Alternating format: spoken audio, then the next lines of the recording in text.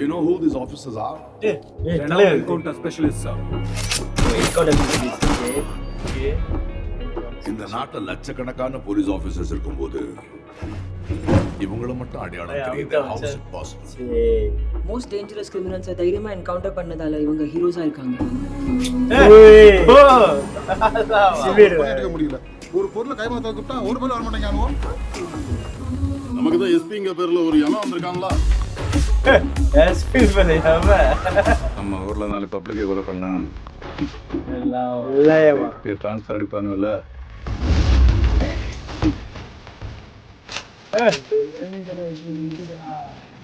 ஏமா சத்தல இருக்கு.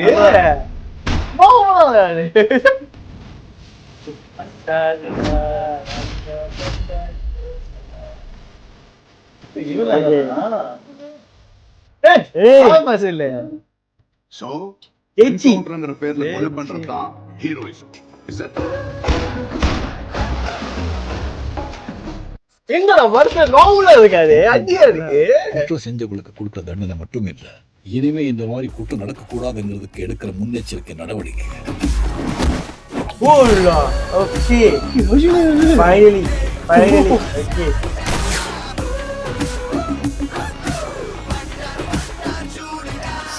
Face off வருங்களா?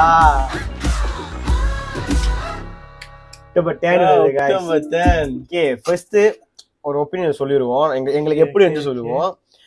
எங்களுக்கு வந்து எனக்கு ஃபர்ஸ்ட் எப்படி இருந்துச்சுன்னா, தலைவர் வந்து போன படத்தை வரை இந்த படத்துல அதே மாதிரிதான் அந்த அந்த ஒரு அதே மாதிரி ஒரு சட்டலா நார்மலா அந்த லுக் அப்படியே மெயின்டைன் பண்ணிருக்காங்க. அது ரொம்ப நல்லா இருக்கு. ஓவர் ஆக்ஷன் அந்த மாதிரி வைக்கல, செத்தலா வந்து ஒரு இதுல. ஆனா எனக்கு என்னன்னா, இப்ப பாத்தீங்கன்னா அவர் பல்ட் அடிக்கும் போது காமிச்சாங்க. ஆஃப்கோர்ஸ் வி நோ அது வந்து டபுள் ஸ்டன் கிளியராவே தெரியுது. But what I expect that போன படத்துல பாத்தீங்கன்னா, யா வி அண்டர்ஸ்டாண்ட் அவருக்கு வயசு வந்து 73 ஆகுது. அதே ஆனா அந்த அவுரா அந்த ஸ்டைலு எல்லாம் அப்படியே இருக்கு. என்னதுன்னா என்ன ஒரு வருத்தமா இருந்துச்சுன்னா, எஸ் போன படத்துல பாத்தீங்கன்னா எல்லாமே பங்கமா இருந்துச்சு. ஆனா ஃபைட் ரொம்ப எதிர்பார்க்க முடியல. அவர் வராரு போறாரு, போனையில வந்து ஆளை வச்சு வந்து எல்லாத்தையும் எல்லாம் அப்படிதான் இருந்துச்சு. கிளைமேக்ஸ்ல மட்டும் தான் வந்து அது ஸ்டைலா இருந்துச்சு. பட் இந்த படத்துல வந்து வாட் வி கேன் எக்ஸ்பெக்ட் அப்படின்னு பாத்தீங்கன்னா, கன்னு வந்து செமையா ஹேண்டில் பண்றாரு. என்கவுண்டர் ஸ்பெஷலிஸ்ட் எல்லாம் பக்காவா சொல்றாங்க. பட் ஏதாவது ஒரு ஃபைட் சீன் இருக்குமா? இப்ப என்ன படம் தர்பார்ல இருந்துச்சு தெரியுமா, அந்த மாதிரி சொல்றேன். ஆஃப்கோர்ஸ்ல we can understand double stand. ஆனா அது என்னதுன்னா, அது அவர் பண்ணும் போதுதான் அந்த மேனலிசம் வேற மாதிரி இருக்கும். அதுக்குதானே நான் அது ரொம்ப மிஸ் பண்றேன். இப்ப என்கவுண்டர்ல இதுக்கு சொன்னேன், என்கவுண்டர் சுடப்பாரு துப்பாக்கி போச்சு கைக்கு அங்க கையில அடிக்கலாம், அடிச்சு காட்ட துப்பாக்கினா இல்ல எனக்கு பவர் இருக்குன்னு அப்படின்னு. ஆஃப்கோர்ஸ் இதெல்லாம் வந்து இது வந்து நம்ம தலைவரோட அதோட mannerism. We love that. Okay, எனக்கு ரொம்ப பிடிக்கும் அது. ஸோ இந்த படத்துல அவர் பார்க்கும் போது அப்படியே சட்டிலா இருக்காரு. எனக்கு தெரிஞ்சு ட்ரெய்லர்ல வந்து பாத்தீங்கன்னா, ஐ மீன் இவர் பெரிய ஆக்டரோட ஃபேஸை வந்து ஸ்கிரீன்லயே சக்குன்னு ரிவீல் பண்ணமே நான் பாக்கல. எனக்கு தெரியல இதுவே வந்திருக்கான்னு தெரியல. எனக்கு ஞாபகம் இருக்க வரைக்கும் இது மட்டும் தான் இருக்கு. உங்களுக்கு தோணுச்சா கண்டிப்பா சொல்லுங்க. ஓகே, தப்பு கிடையாது. லைக் ஸ்கிரீன்ல சக்குன்னு காமிச்சிட்டானுங்க அந்த சைட்லயே. யூஸ்வலா என்ன ஆகும்னா அந்த 1 2 3 அதோட முடிச்சாங்க. 4வது வந்து தலைவரை காட்டுறதுக்குன்னு அவசியம் கிடையாது, பட்டு காமிச்சிட்டாங்க. ஸோ எனக்கு என்ன புரிய வருதுன்னா, இந்த மொத்தத்துல வந்து இந்த படம் வந்து யதார்த்த தாண்டி எதுவுமே இருக்காதுன்னு நினைக்கிறேன். அந்த அந்த ஒரு வட்டத்துக்குள்ளேயே அடங்கிடும் நினைக்கிறேன். வித் நம்மளோட தலைவரோட ஸ்டைலோட, அவரோட அந்த மேனலிசம் இருக்கும்ல அதோட. அதுவும் இல்லாம அஃப்கோர்ஸ்ல அனிருத் எப்பயும் போல அவர் நடந்தா பறந்தா என்ன பண்ணாலும் சரி பிஜிஎம் போட்டு நீங்க இந்த இடத்துல வந்து பாருங்களேன், அவர் நடந்துற பாதையில நீங்க மீட் பண்ணி பாருங்களேன், அவளையும் இருக்காது. அவர் மேனலிசம் இருக்கும். ஆனா அதை தூக்கி நிப்பாட்டுறது அனிருத் பிஜிஎம் தான். அது வந்து எந்த ஒரு டவுட்டுமே கிடையாது. என்னன்னா சீன் ஆனாலும் அதுல வந்து பிஜிஎம் போட்டானா வந்து அது சீனுக்கு வந்து மாசம் வரும். இல்லமே எல்லாம் பிஜிஎம் சூட்டபிளா போய் அதுல. அணி வந்து பாத்தீங்கன்னா தலைவருக்கு எப்பவுமே ஸ்பெஷல் தான். அது எந்த டவுட்டே கிடையாது. இறங்கி நீங்க ஏகப்பட்ட மீம்ஸ் எல்லாம் பாத்துருவீங்க. சொல்ல தேவையில்லை இந்தியனுக்கும் நம்ம தலைவருக்கும். நீங்க உங்க பிஜிஎம் எல்லாம் இறங்கி பண்றீங்க என்ன கதை அப்படியே இருக்கும். ஆனா யா அவர் எண்ட் ஆஃப் டே வந்து he still proving that he is the number one fan man. So அது ப்ரூஃப் பண்ணிட்டே இருக்காரு. அதான் அந்த வேட்டியன் சேட்டாம் பாட்டுலாம் இருக்குல்ல, அதெல்லாம் வேற லெவலில் இருந்துச்சு. மனுஷன் பாட்டுலாம் வேற லெவலில் மொன்னமாக இருந்துச்சு. இதுலயும் அதே மாதிரிதான் இருக்கு. ரொம்ப நல்லா இருக்குங்க. நான் என்ன எதிர்பார்க்கறேன்னா, ஒரு டீசென்டான ஹைப் இருக்கு இந்த படம் மேல. சைலண்டா வந்து சைலண்டா விளையாக்கியிருக்காங்க. அதுவும் வந்து எனக்கு ரொம்ப பிடிச்ச சீன் என்னன்னா, அந்த தலைவரையும் அமிதாப் பச்சனையும் வந்து பச்சன் 2 சூப்பர் ஸ்டாரையும் வந்து ஒரே ஃப்ரேம் அப்படியே இப்படி காட்டுறானுங்க. நான் சின்ன வயசுல இருந்து எதிர்பார்த்தேன் 2 பேரும் வந்து ஒரு ஃபிலிம்ல வருவாங்களா வந்திருக்காங்க. ஆனா எனக்கு தெரிஞ்சு அது ரொம்ப ஆச்சு.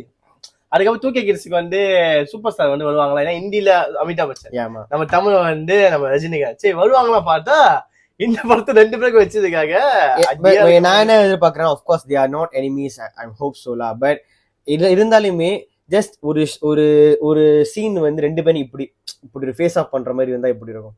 2 பேரும் ஒரு சில்வர் ஷாட்ல வந்து 2 பேரும் மீட் அப் பண்றாங்க, அப்படி ஷாட் அந்த மேல சாவடியா இருக்கும். பார்க்கலாம். கதையை வந்து எப்படி இருக்குன்னு கேட்டீங்கன்னா not that much predictable.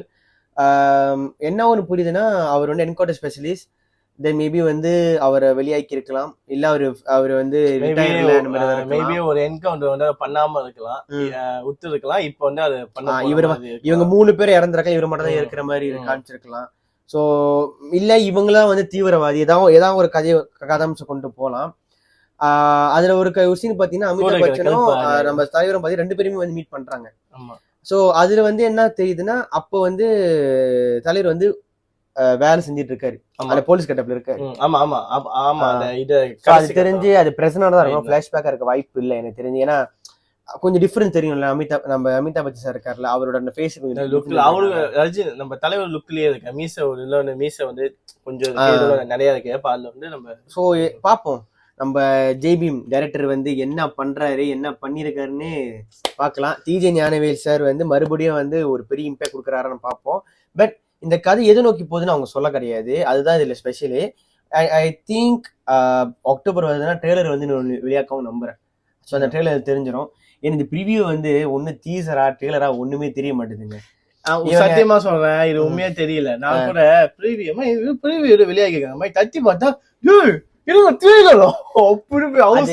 தெரிஞ்சு வந்து அவங்க இவ்வளவு காம்ப்ளிகேட்டடா வெளியாக்குறதுக்கு ஐ ப்ரிஃபர் மேபி வந்து அவங்க வந்து ஜஸ்ட் லைக் எப்படி சொல்றது, ட்ரெய்லர் டீசர் அப்படின்னு வெளியாக்குனா இன்னும் நல்லா இருக்கும்.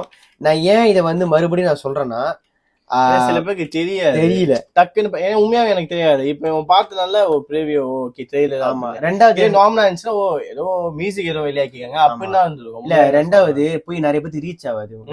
ஏன்னா நீங்க இப்ப ட்ரெய்லரும் போட்டீங்கன்னா வந்துரும், ப்ரிவியூ போட்டீங்கன்னா யாரும் போய் ப்ரிவியூ தட்டிட்டு இருக்க மாட்டாங்க. அங்க போயிட்டு தலைவர் வந்துட்டாரா, ஓகே தலைவரோட ட்ரெய்லர், வேட்டையன் ட்ரெய்லர், சூப்பர் சர்ஜிங்க வேட்டையன் ட்ரெய்லர், வேட்டையன்